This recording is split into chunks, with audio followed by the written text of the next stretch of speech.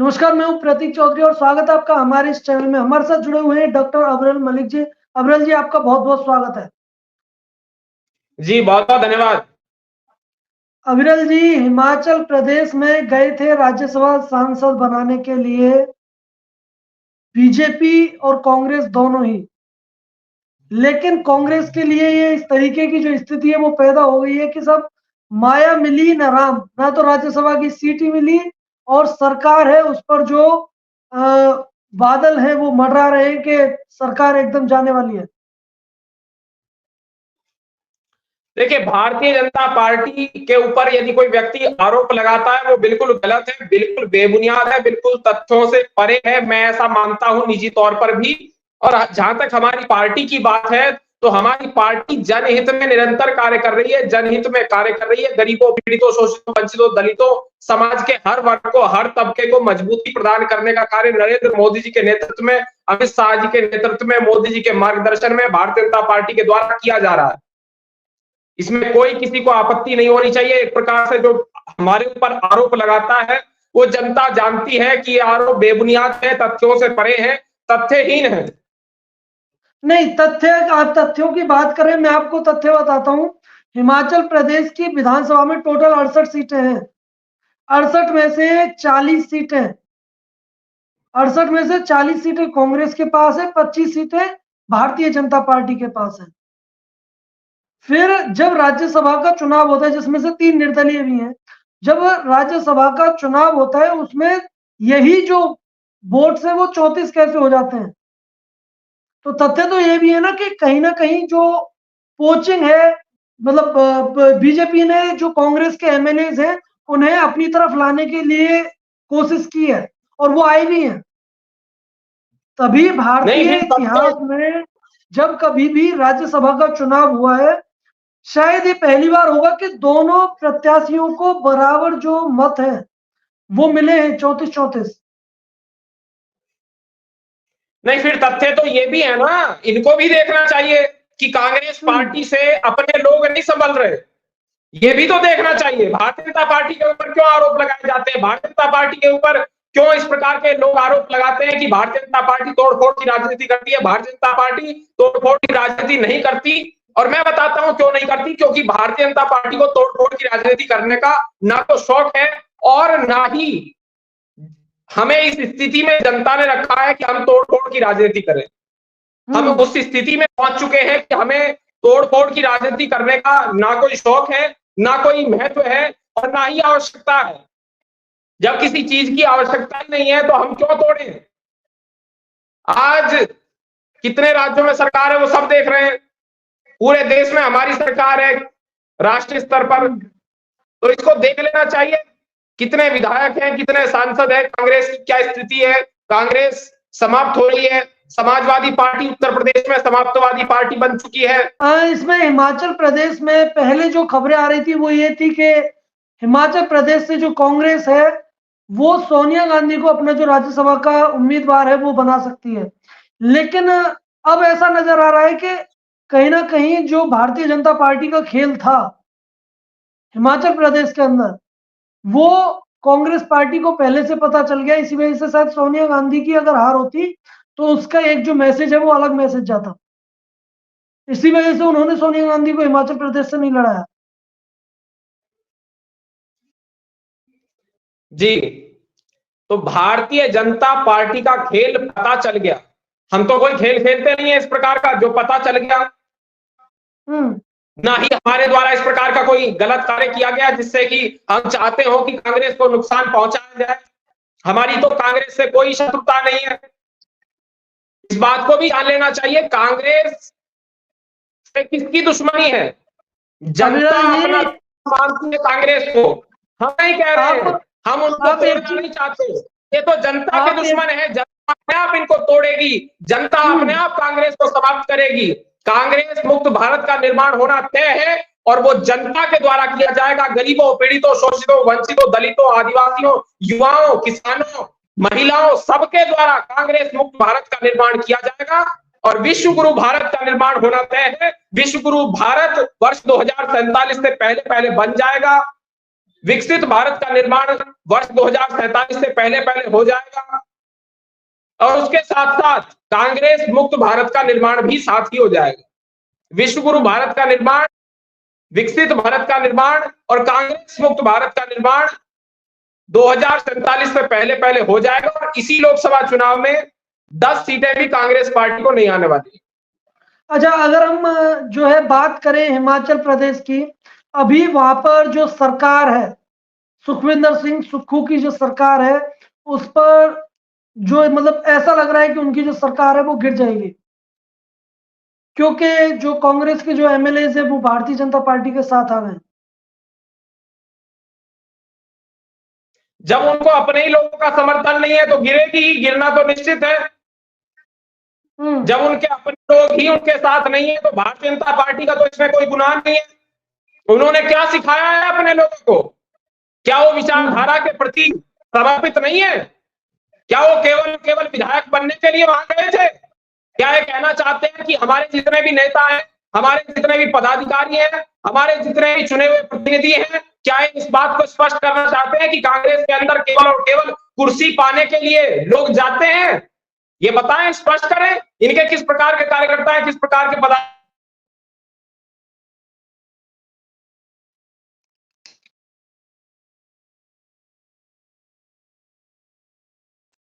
प्रियंका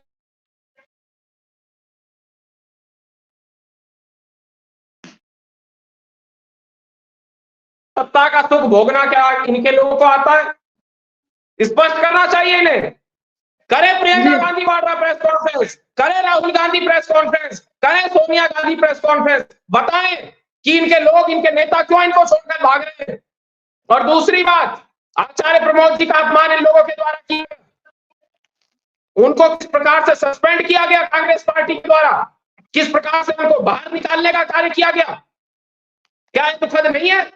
इस बात को बताया जाना चाहिए। कांग्रेस पार्टी स्पष्ट करे, एकमात्र संत जिसको ये नहीं रख सके, जिसको ये नहीं झेल सके कांग्रेस के लोग, इनकी पार्टी में एकमात्र संत थे वो आचार्य प्रमोद कृष्णम जी। इससे क्या साबित होता है? इससे यह साबित होता है कि कांग्रेस पार्टी हिंदू विरोधी पार्टी है, कांग्रेस पार्टी राम विरोधी पार्टी है, कांग्रेस पार्टी के लोग राम मंदिर निर्माण नहीं चाहते थे। इससे साबित होता है जो राम का नहीं वो किसी काम का नहीं। और जनता इस बात को, इस मैसेज को क्लियरली दे देगी। इस बार ये स्पष्ट हो जाएगा। चुनाव सीट भी इनकी नहीं आएंगी, 10 सीट भी नहीं आएंगी, ये सिंगल डिजिट में सिमट रह जाएंगे। तो अभी जो है आपको क्या लग रहा है कि जिस तरीके से जो बातें हैं वो वीरभद्र सिंह के जो लड़के हैं उन्होंने कही है, बिल्कुल उस चीज को देख लेना चाहिए, उसको भी देख लेना चाहिए। सबसे पहले तो अपना मंत्री देख लेना चाहिए इनके लोग किस प्रकार से छोड़कर भाग रहे हैं, इस्तीफे दे रहे हैं, पार्टियों इनकी पार्टी को छोड़ना चाहते हैं, दूसरी पार्टियों से संपर्क करके दूसरी पार्टी ज्वाइन करना चाहते हैं। क्या ये कर रहे हैं? क्योंकि कोई भी, आप हो, मैं हूं या फिर कोई अन्य व्यक्ति हो, कोई भी नागरिक हो, सब लोग स्वतंत्रता पूर्वक जीना चाहते हैं। आप भी होंगे तो आप स्वतंत्रता के साथ जीना चाहते होंगे। इनकी पार्टी के अंदर फ्रीडम नहीं है, इनकी पार्टी के अंदर कोई कॉन्स्टिट्यूशन नहीं है, इनकी पार्टी के अंदर किसी प्रकार की फ्रीडम नहीं है। सब चमचे हैं, सब गुलाम हैं एक ही परिवार के, गांधी परिवार के सभी लोग गुलाम हैं। तो जो लोग इस प्रकार की वातावरण में नहीं रह सकते वो तो छोड़ रहे हैं, छोड़ेंगे, इस्तीफा देंगे, त्याग पत्र दे देंगे। क्या आपत्ति हो सकती है? कांग्रेस ने जिस तरीके से मना किया था कि राम मंदिर की जो प्राण प्रतिष्ठा है उसमें हमारा कोई भी जो नेता है वो नहीं जाएगा, लेकिन उसके बावजूद भी जो वीरभद्र सिंह के लड़के हैं जो कि 6 बार मुख्यमंत्री रह चुके हैं हिमाचल प्रदेश के, वो गए राम मंदिर की प्राण प्रतिष्ठा में जब उन्हें इनविटेशन मिला। तो क्या ये जो जितने भी जो मतलब एक तरीके से हम कहेंगे ये जो दरार है वो क्या तभी से पैदा हुई? नहीं, अगर ये ना जाते और इनकी इच्छा थी जाने की और पार्टी इनको एक आदेश पर रोक रही है तो क्या साबित होता है कि पार्टी अपने लोगों को, अपने कार्यकर्ताओं को, अपने नेताओं को अपना गुलाम बनाकर रखना चाहती है। गांधी परिवार जो तय कर देगा उसको मानना पड़ेगा। ये कैसी फ्रीडम है? उसके बाद ये कहेंगे हम फ्रीडम ऑफ स्पीच की बात करते हैं। अरे भैया, तुम्हारी पार्टी के अंदर खुद फ्रीडम नहीं है, तुम्हारी पार्टी के अंदर लोकतंत्र नहीं है। जब इनके हाथ में सरकार आई थी, इन्होंने देश के लोकतंत्र की हत्या की थी 1975 से 1970 के बीच, इमरजेंसी को इंप्लीमेंट करके। इमरजेंसी के इंप्लीमेंटेशन के समय कोर्ट को अपने हाथ में किस प्रकार से लिया था, किस प्रकार से कोर्ट को कब्जे में लेने का प्रयास किया, किस प्रकार से प्रेस की बिजली काटी गई। जब इनके हाथ में सत्ता आई तो सत्ता के माध्यम से इन्होंने देश को कमजोर करने का, देश को अपना गुलाम बनाने का प्रयास किया। आज इनके हाथ में पार्टी है तो ये पार्टी के लोगों को, पार्टी के नेताओं को गुलाम बनाने का प्रयास कर रहे हैं। इनके हाथ में जो कुछ भी होता है उसके माध्यम से ये सामने वाले को जिस स्तर पर ये है उसी स्तर से ये गुलाम बनाने का प्रयास करते हैं। ये दास परंपरा चला रखी है। ये समझते हैं कि सब इनके चमचे हैं, सब इनके चेले हैं, सब इनके दास हैं, सब इनके नौकर हैं। जैसे ये परिवार जाएगा वैसे ही होगा। ऐसे कतई भी होने वाला नहीं है। आप देख लीजिए, जनता बता देगी, स्पष्ट कर देगी। अविरल जी, मेरा एक आखिरी सवाल है कि क्या लग रहा है आपको कि जो सरकार है हिमाचल प्रदेश के अंदर भारतीय जनता पार्टी की बन पाएगी या नहीं बन पाएगी?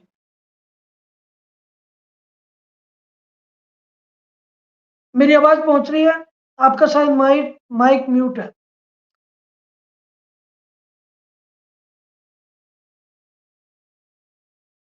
आपका माइक म्यूट है। बिल्कुल बिल्कुल, आपकी स्पष्ट आवाज आ रही है। तो आपकी जो सरकार है भारतीय जनता पार्टी की, वो बनने वाली है हिमाचल प्रदेश के अंदर? क्या जो ऑपरेशन लोटस है वो सक्सेसफुल हो पाएगा? हर राज्य में बनेगी, हर राज्य में भारतीय जनता पार्टी की सरकार बनेगी, इस बात को जान लीजिएगा। तो आप ऐसा बोल रहे हैं कि जो ऑपरेशन लोटस है, आपको ऐसा बोल रहे हैं कि ऑपरेशन लोटस हिमाचल प्रदेश में सक्सेसफुल होगा?